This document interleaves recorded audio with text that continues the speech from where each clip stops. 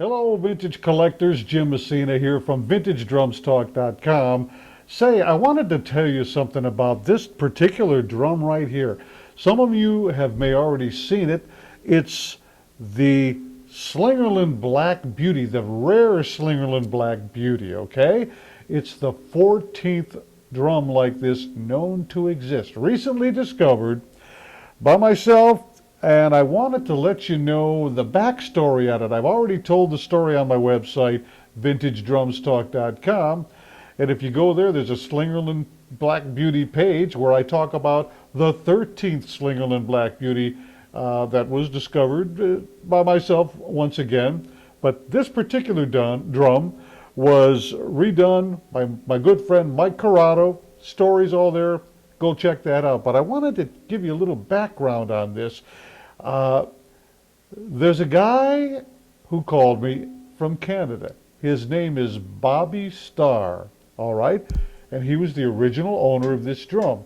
And I had a little talk with him back in the studio, and I think you folks would all be interested in hearing all about the backstory to the 14th known to exist Slingerland Black Beauty. So I won't waste any more time. Let's get right on with it. Here's Bobby Stahr. I'm talking to him in the studio. Let's check in with him. So why don't you tell us just how it happened, Bobby?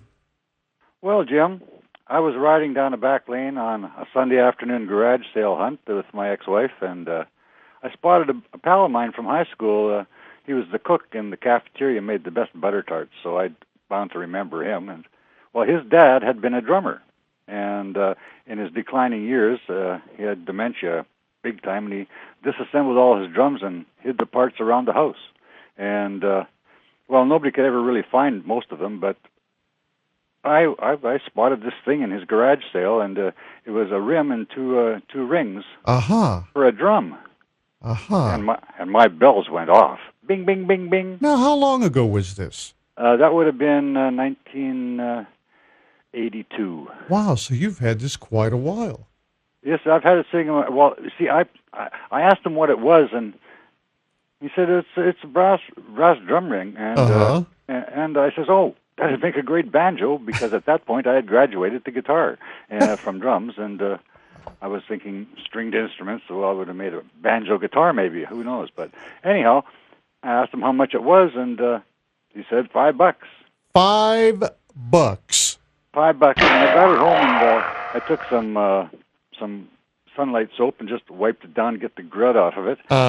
Because it was engraved, and I'm familiar with engraving. You don't take steel wool to engraving. Yeah. And I looked, and it said Slingerland, USA on it. And I thought, I may not make a banjo out of this. I put it in the closet for a while. Good move on your part, Bobby. I'll tell you, I think... I still have a drummer buried deep down inside of me, you know. I think our collector friends will appreciate the fact that you knew enough not to take any steel wool to something like that. Well, I'm sure glad that they would appreciate that, because I mean I have a guitar that is a beautiful guitar, but somebody sandpapered across the grain. Yeah. And there's no way to get that out. It's like steel wooling.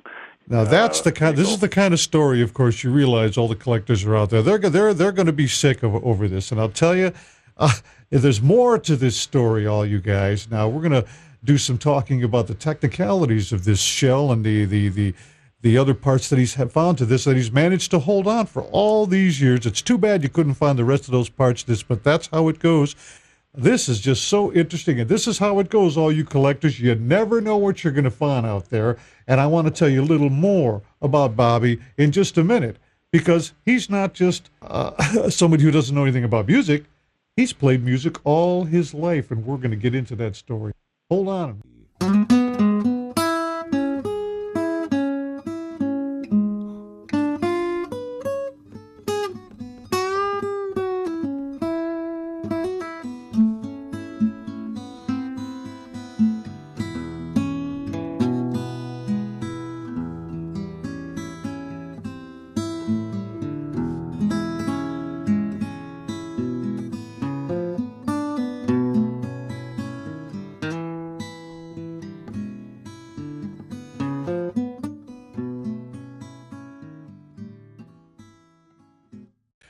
Where did you get started in your musical career?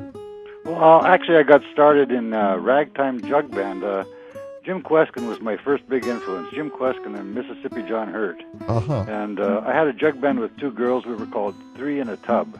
One girl played washtub, one girl sang, and I played guitar. How cool. That gradually grew into a jug band, the Incandescent Saffron Jug Band, which went until, it went for about 2 years, from 66 to 68. And I started writing music, and I found that as long as I was in the jug band, I couldn't play my music because they kept asking for jug band songs. Yeah. So I quit the jug band. I gave it to this friend of mine. I taught him all the tunes, and I've been pretty much since 1968 doing original music 99% of the time. I have favorite old covers like St. James Infirmary and stuff like that I'll never stop doing because I love them. You know, Make Me a Pallet on Your Floor. It's a great song. But pretty much I just started writing and traveling and stuck out my thumb and went back and forth to Vancouver until I started getting shot at hitchhiking, and I started taking a train. What a life. Yeah, and it was a good one. I played many Legion halls. I learned a lot of old tunes from guys in Legion halls. That you stop at them and you can, like my dad was a first war vet, so I just dropped his name and said where he was from, and I always had a place to crash and a gig to play and ride to the edge of town in the morning, and I did that for quite a few years. That's the musician life.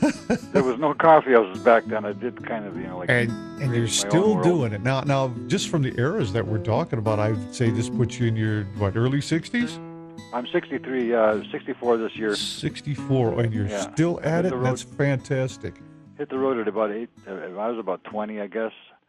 Yeah, I turned 21 the year they lowered the drinking age to 19. Okay, all right, I remember that. That was funny. Now, you sent me some music. Now, I have two of them up right now, and I think we're going to maybe take a listen. Is there anything you'd like to tell us about these little ditties you sent? One is Bad Dream, and the other is Friday Afternoon. That's a good one. There's a story behind Bad Dream. It's a dream song. Like, I wrote that song in that space, that totally clear space. Just before you fall asleep, you get stuff, right? Ah, yes. The only time I've ever written it down was that time, and it happened 3 times in a row for all the verses. And one more time when I got the chords, and believe it or not, I didn't even write the chords down, but I remembered the whole song in the morning. And I've never changed a word. It's been recorded by another friend of mine on a blues album as a woman's song, and it was done beautifully by a woman. But I think I do it pretty fairly on that tape. Now, Bob has sent me a little impromptu version of Bad Dream. Why don't we take a listen to that right now? Here's Bobby Stahr, Bad Dream. And I had a bad dream, yes I did. Fell awake and found I was living in a nightmare, Then like a lover was savior and a friend, I found the nighttime and I was once again back in that sweet lovely world of dreams, back in that.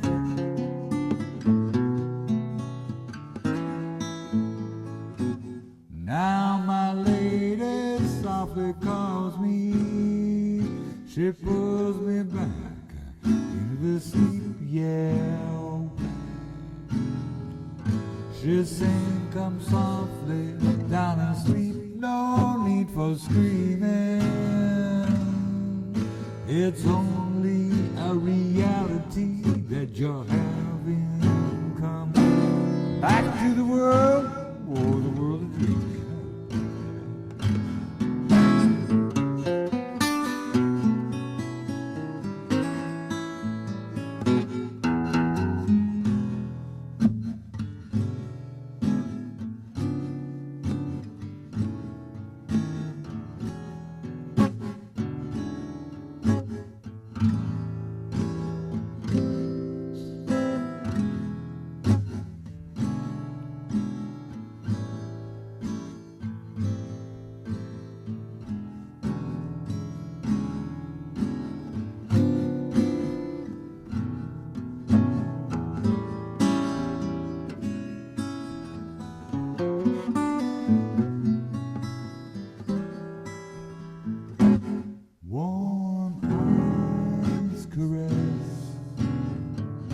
My aching mind, you know my heart's soothed by her just lying near me, not queen. Her words are soothing lullaby.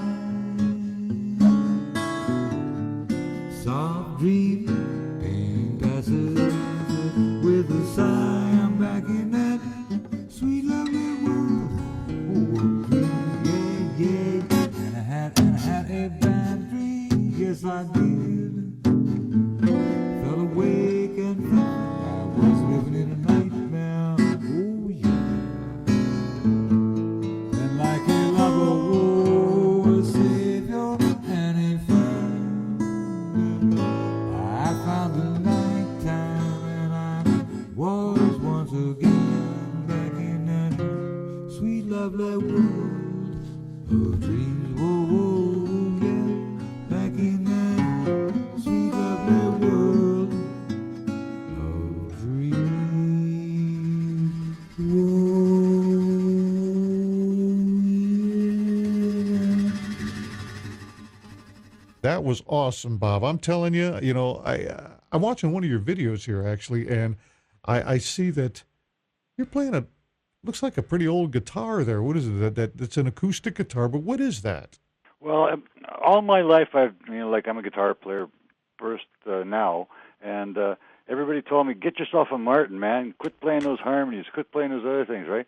And my harmony lasted me a good 15 years, but then 97 or so, I was no longer actually looking for guitars. I'd borrowed a friend's Martin D18 to find out if I liked it, and I couldn't fall in love with the bloody guitar. And a friend of mine came over and says, Bob, there's a guitar. It's a brown Martin. It looks like a painted brown Martin up in Second Encore, and they want $600 for it. Now, knowing this friend, I figured he didn't see the one in front of the six, but I thought I'd ride down anyhow because I was getting antsy about it. I had a feeling that same bell was going off. And a friend of mine came over with a car, and he says, Randy, hop in a car, drive me to Second Encore. It's like 10 blocks away, and I'll get you as buzzed as you want when you come back if it works out.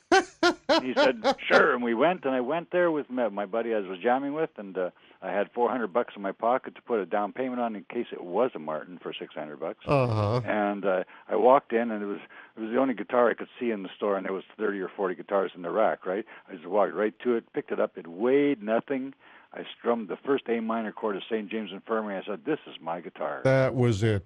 It turned out a 1958 0017 all mahogany guitar weighs half of any guitar weight I've ever played. Now, isn't it funny when you say that? And I consider myself fairly knowledgeable, and a lot of people do. Here we are talking about this Slingerland drum, and I know all the ins and outs of it, and here you just rattled off something that I'm like, it's all Greek to me, Bob. Well, 00 was like a designation that they put in front of their names. It's before the dreadnought. Like D stands for dreadnought. That's big. And then they go, the numbers make them tell you 18, 28, 35. They get bigger, right? I see. They get a bigger body. Uh-huh. But the 00 is slightly smaller than that. But the beauty of the 00 series is that they have a narrow waist, and when you pull the waist in on a guitar, it shoots the sound out of the sound hole farther. I see. It shoots it farther. You hear the guitar better 4 feet away than you do behind the guitar. Now, that's really interesting. And, I can tell by the sound of your voice, you could be really a guitar collector, just as obsessed as we vintage drum collectors. And I can see. But I have a rule, though. Like, I could only have 8 because there's only 8 hours I play in a day. They all have to get played every day. Yes. I do not if a guitar hangs on the wall for more than 3 months, I sell it. Wow. Now, I wish I could do that. Well, the whole point is, like, I know Randy Bachman, sort of nice, and while he had bought up every good Guild guitar in Canada, Gretsch guitar in Canada, and half of the ones in the States when he was touring with the Guess Who, right? Uh-huh. He could not find a Gretsch Country Gentleman anywhere. He had them all in a warehouse in Vancouver. Wow. He had a few hundred of them, right? Well, in the long run, that was a good thing because when Gretsch had their factory fire, he donated them to their museum.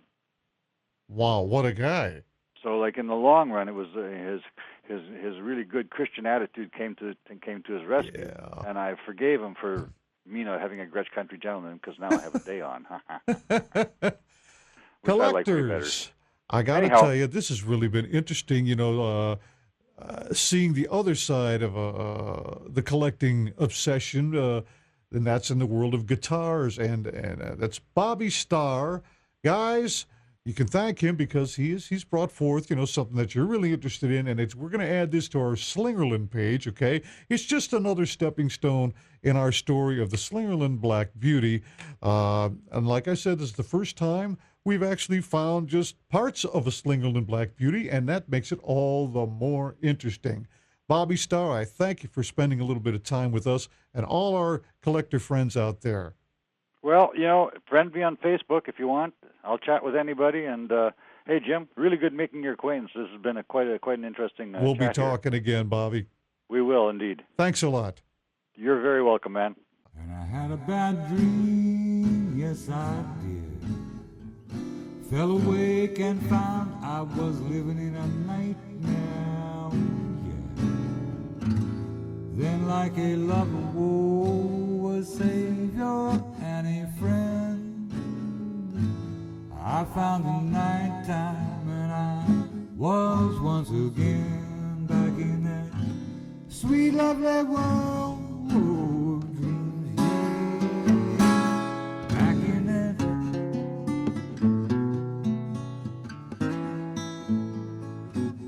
now my lady softly calls me, she pulls me back into the sleep, yeah. She sing, come softly down and sleep, no need for screaming. It's only a reality that you're having.